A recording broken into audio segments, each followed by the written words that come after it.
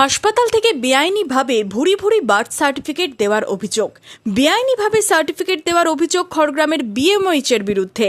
বিগত প্রায় 1 বছর ধরে বেআইনিভাবে ভুয়ো বার্থ সার্টিফিকেট দেওয়ার অভিযোগ খড়গ্রামের বিএমওএইচ ডাক্তার রিন্টু গাজীর বিরুদ্ধে। জানা গেছে, সার্টিফিকেট পাওয়া অধিকাংশই খড়গ্রাম এলাকার বাসিন্দা নন। কেউ নদিয়া, কেউ হুগলি, কেউ উত্তর 24 পরগনার বাসিন্দা। 1972, 1980, 1999, 2000 সহ একাধিক সালের বার্থ সার্টিফিকেট ইস্যু করা হয়েছে। তার বিরুদ্ধে ওঠা অভিযোগ নিয়ে কি সাফাই দিয়েছেন খড়গ্রামের BMOH doctor Rintu Gazi. Hand signature নেই, এটা ডিজিটাল সিগনেচার। আমি তো আমার ডিএসসি ইউজ করি, আমি চাইছি আমার ডিজিটাল সিগনেচারটা দেখা হোক।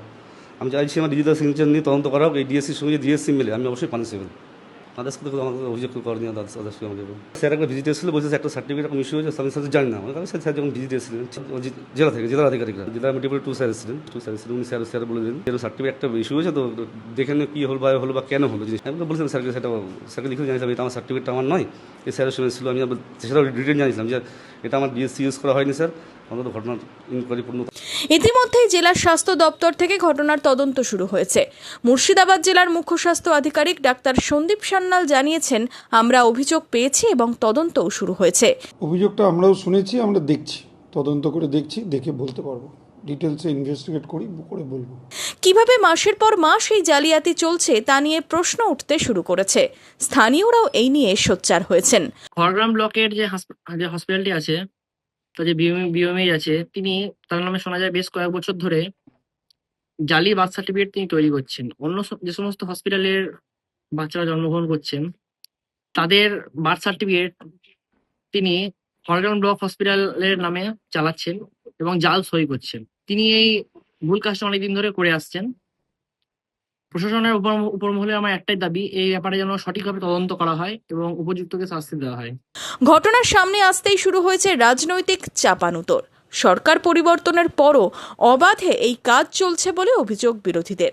বাংলার বিভিন্ন প্রান্তের মানুষের বার্থ সার্টিফিকেট এখান থেকে ইস্যু হয়ে যাচ্ছে। আদেও তারা খড়গ্রাম হসপিটালে জন্মগ্রহণ করেছেন কিনা, বার্থ সার্টিফিকেট দেওয়ার সরকারের যে নিয়ম, যেখানে ডিলে বার্থ কোনো মতেই স্বাস্থ্য দপ্তর দিতে পারে না, তার আলাদা প্রক্রিয়া আছে। সেখানে 5 বছর 10 বছর আগে জন্মানো লোকেরও এখানে সার্টিফিকেট হয়ে যাচ্ছে। কিভাবে হচ্ছে আমরাও অবাক হচ্ছি। এই যে অবৈধ সার্টিফিকেটের যে চক্র তৈরি হয়েছে, যে দালাল রাজ তৈরি হচ্ছে, হাজার হাজার টাকার বিনিময়ে যে ভুয়ো সার্টিফিকেট ইস্যুর অভিযোগ আসছে আমাদের কাছে, জানি না ইস্যুর সত্যতা কতটা।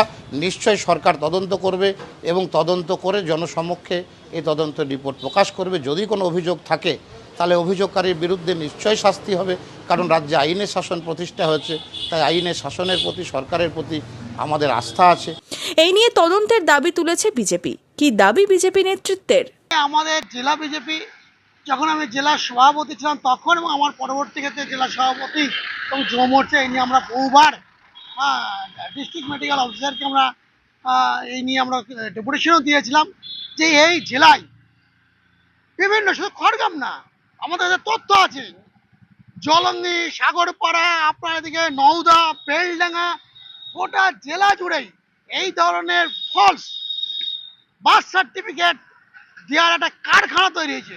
এরা এই টাইপের বার্থ সার্টিফিকেট ফলস দিয়ে এখানকার ভোটার লিস্টে তাদেরকে নাম তুলেছে। এই নিয়ে আমরা তদন্ত চাইছি এবং পশ্চিমবঙ্গ সরকার এটা বললে চলবে না। এটা মমতা ব্যানার্জি সরকার নয়, এটা শুভেন্দু অধিকারী সরকার, ভারতীয় জনতা পার্টির নেতৃত্বে চলছে। আপনি অপেক্ষায় থাকুন। এই জেলাতেও, মুর্শিদাবাদেও, নদিয়ায় এই ধরনের দুর্নীতি, এই ধরনের জাল কারবার আরও আপনারা জানতে পাবেন।